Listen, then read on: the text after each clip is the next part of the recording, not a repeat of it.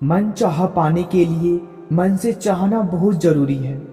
मैं गुस्से में था क्योंकि मेरे पास जूते न थे।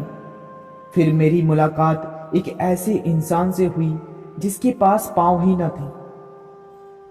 मुसीबतों का मुकाबला सब्र से किया करो और नेमतों की रखवाली शुक्र से। सब्र हमारे दुख के खिलाफ बिल्कुल उसी तरह काम करता है जैसे कपड़े सर्दी के खिलाफ करते हैं, क्योंकि सर्दी के बढ़ते ही हम कपड़ों को बढ़ा लेते हैं तो सर्दी हमें तकलीफ नहीं देती। ऐसे ही सब्र बढ़ाने से आप बड़े से बड़े दुख को आसानी से पार कर जाओगे। मनुष्य को जीवन की चुनौतियों से भागना नहीं चाहिए और ना ही भाग्य और ईश्वर की इच्छा जैसे बहानों का प्रयोग करना चाहिए। कुछ वक्त तन्हा भी बैठा करो, आपको अपने सवालों के जवाब खुद ब खुद मिलने लगेंगे। एक बार किसी ने भगवान बुद्ध से पूछा, आपको ध्यान करने से क्या मिला? इस पर तथागत ने कहा, मिला तो कुछ नहीं, लेकिन मैंने बहुत कुछ खोया है। गुस्सा, चिंता, क्रोध, द्वेष, बहुत कुछ।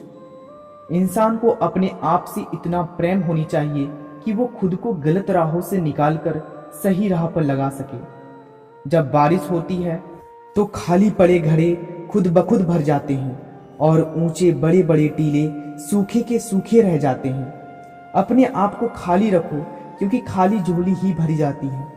अपने आप को समंदर की तरह बनाओ जो अपने अंदर बहुत कुछ सामान लेने के बाद भी भीतर से एकदम शांत होता है।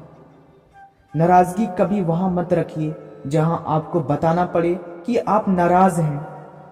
समय बड़ा हो तो ग्रहण भी सूर्य को ढक लेता है, पर थोड़ी देर के लिए।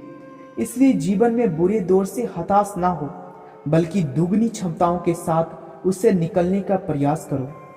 संकट का जन्म है एक अवसर का जन्म, अपने आप को बदलने का अवसर।